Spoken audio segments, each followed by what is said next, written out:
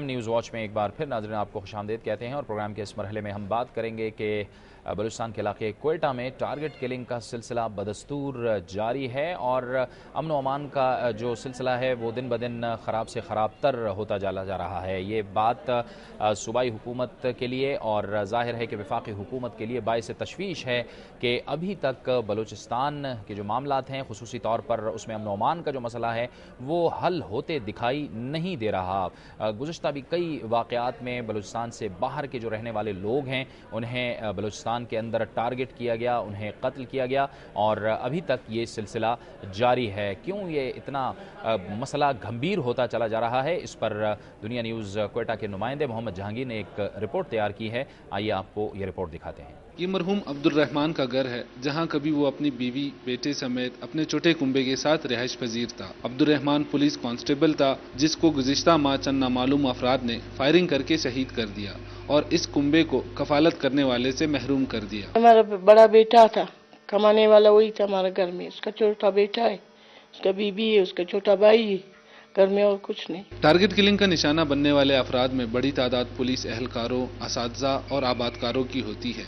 Police इन वाक़यात की रोकथाम में नाकाम हो चुकी है और आवाम को इसका जिम्मेदार ठहराती है। उसको सर में गोलियां मारी जाती है। जब पुलिस पहुंचती है दुकानदार तो पहले ही दुकान बंद करके चले गए जाते हैं।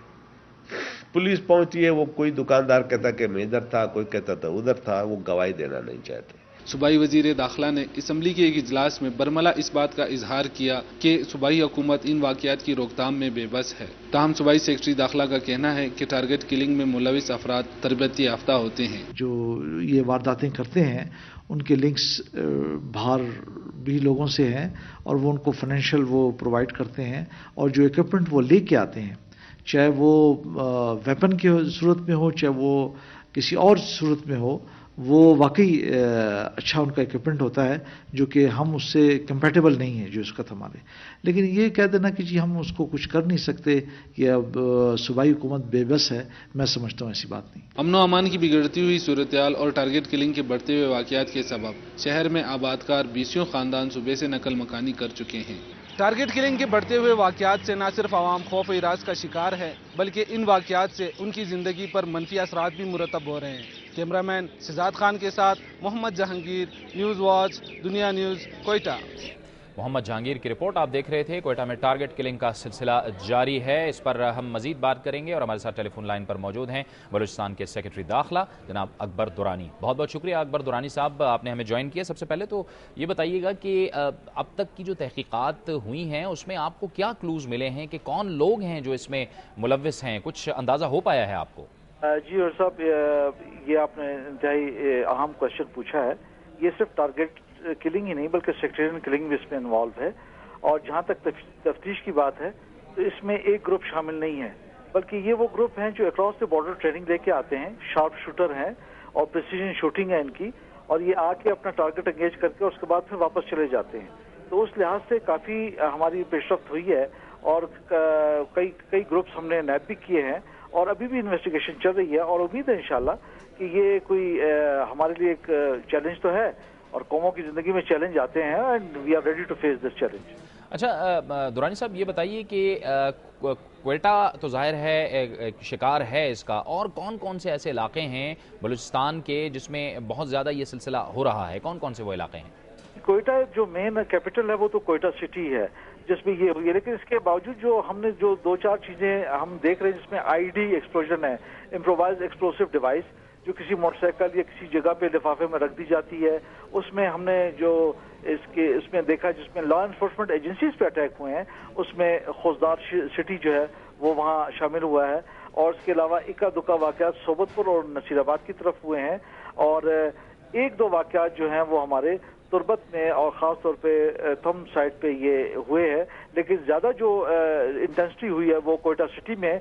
और ये भी मैं आपको साथ साथ बताते चलूँ कि जो शख्स हमारे लॉ एनफोर्समेंट एजेंसी के से इनकाउंटर में मारे गए हैं یا اس قسم کی کوئی اور ان کی ایکٹیویٹیز ہوئی ہیں تو اس کے ریٹیلیشن میں انہوں نے یہ ساری کی ساری چیزیں کی. اچھا دورانی صاحب، یہ جس قسم کا اسلحہ ملتا ہے یا جو بارود آپ ریکور کرتے ہیں، اس سے کیا اندازہ آپ کو ہو پاتا ہے کہ ظاہر ہے کہ اس میں بیرونی ہاتھ تو ملوث ہے، کیا اندازہ ہو پایا ہے؟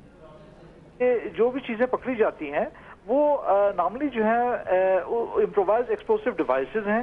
وہ آپ خود بھی لوگ آپ نے دیکھا ہوگا، یہ ٹی وی میں اس کے کئی اس میں آپ نے دیکھا ہوگا یہ جو طالبان جو ہیں یا جو اس قسم کے جو لوگ ٹی وی پہ دکھاتے تھے وہ بناتے تھے وہ بھی اس میں شامل ہیں.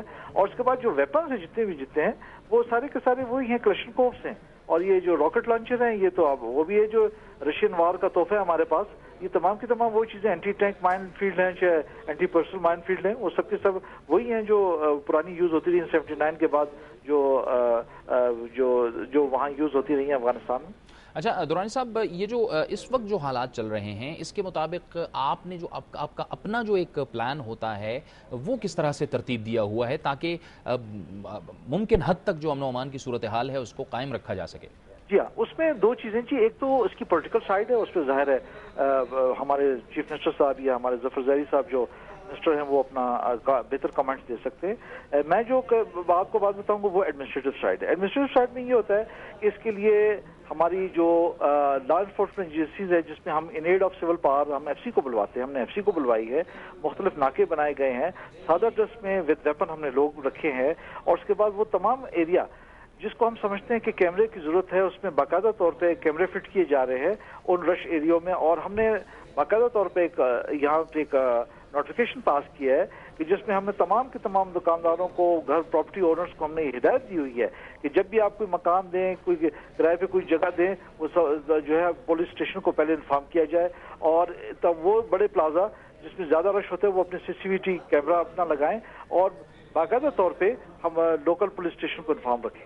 اچھا دورانی صاحب، یہ اس بات نے بھی آپ کی تحقیقات میں کوئی رکاوٹ ڈالی ہے کہ یہ ظاہر ہے جب سرے بازار یا روڈ پر کوئی واقعہ ہو جاتا ہے اس کے بعد پولیس یا تفتیشی ٹیمیں وہاں پر پہنچتی ہیں تو یا دکانیں ہوتی ہیں یا وہاں پر جو لوگ ہوتے ہیں یعنی شاہد ہوتے ہیں وہ بھی ظاہر ہے کہ جو انفارمیشن ہے وہ دینے سے ڈرتے ہیں، یہ بھی ایک بڑی رکاوٹ ہے اس طرح کے معاملات میں؟ جی بالکل، یہ ایک میں کہوں گا کہ یہ ایک ہمارے لیے ایک المیہ ہے کہ ہمارے لوگ سامنے چیز دیکھتے بھی ہیں لیکن وہ خوف اس قسم کا ہے. دیکھیں اگر ایک سیکٹریل آرگنائزیشن ہے اور وہ کام کرتی ہے تو وہ ہمارے ہاں وٹنس کی پروٹیکشن کا تو کوئی سچ کوئی مربوط نظام ہے ہی نہیں ہمارے یہاں کہ وٹنس کو کس طرح پروٹیکٹ کیا جائے گا. تو جب وہ عدالت میں آتا ہے اسے یہ ذہن میں ہوتا ہے کہ یہ وہ آرگنائزیشن ہے جس کی لنکس شمال سے لے کے جنوب تک ہے، تو اس کے ذہن میں یہ خوف ہی اس کو جیل میں وہ کورٹ میں آنے سے وہ روک دیتا ہے. لیکن ہم باقاعدہ طور پہ اس پہ ایڈمنٹ ہیں انشاءاللہ. اور ہم نے وٹنسز بھی جو ہے جو ریئل وٹنس، کیونکہ کورٹ کو وٹنس چاہیے، بغیر وٹنس کی جو ہے وہ سزا نہیں ہو سکتی. ہماری کوشش ہوتی ہے کہ ان کو ہر قسم کی پروٹیکشن دی جائے اور ان کو یہ باور کرایا جائے کہ اسٹیٹ ان کے پیچھے ہے، دو چار لوگوں کی وجہ سے ہم ہاسٹیج نہیں بن سکتے. بہت بہت شکریہ اکبر دورانی صاحب، سیکرٹری داخلہ بلوچستان، ہم سے گفتگو کر رہے تھے اور تفصیل سے بتا رہے تھے کہ کوئٹہ اور بلوچستان میں جو ٹارگٹ کلنگ اور اس کے ساتھ ساتھ جو سیکٹیرین وائلنس کا سلسلہ جاری ہے ان میں کون کون سے ان کو قابو کرنے میں کون کون سے مسائل یا رکاوٹیں درپیش ہیں اور وہ تفصیل سے اپنا سیکیورٹی پلان ہمیں بتا رہے تھے. دوسری طرف ملک میں بدترین لوڈ شیڈنگ کا سلسلہ جاری ہے اور اب یہ اطلاعات آ رہی ہیں کہ بجلی کا جو شارٹ فال ہے وہ 5000 میگا واٹ سے زیادہ ہو گیا ہے. اس کے باعث شہری اور دیہی علاقوں میں لوڈ شیڈنگ کا طویل سلسلہ جاری ہے. پیپکو ذرائع کے مطابق بجلی کا شارٹ فال 5280 میگا واٹ تک پہنچ گیا ہے جس کی وجہ سے ڈسٹریبیوشن کمپنیوں کے اعلان کردہ شیڈیول دھرے کے دھرے رہ گئے ہیں. لاہور کے شہری علاقوں میں 9 گھنٹے کی بجائے 11 گھنٹے اور دیہی علاقوں میں 11 گھنٹے کی بجائے 15 گھنٹے تک لوڈ شیڈنگ کی جا رہی ہے. لاہور، اسلام آباد، پشاور، راولپنڈی اور ملک کے مختلف شہروں میں بدترین لوڈ شیڈنگ کا سلسلہ جاری ہے. دیہی علاقوں میں تو 18 سے 20 گھنٹے تک لوڈ شیڈنگ کا سلسلہ جاری ہے جس سے کاروبار زندگی ٹھپ ہو کر رہ گیا ہے. تعلیمی میدان میں بھی مشکلات ہیں، ظاہر ہے مریضوں کو ہسپتال میں رکھنے میں بھی شدید مشکلات کا سامنا ہے. انڈسٹری بھی بند ہو رہی ہے اور اسی سے بے روزگاری بھی جنم لے رہی ہے. یہ تھا ہمارا آج کا پروگرام. انشاءاللہ اگلے ہفتے آپ سے دوبارہ ملاقات ہوگی. پروگرام نیوز واچ سے جاوید اقبال کو اجازت دیجیے. اللہ حافظ.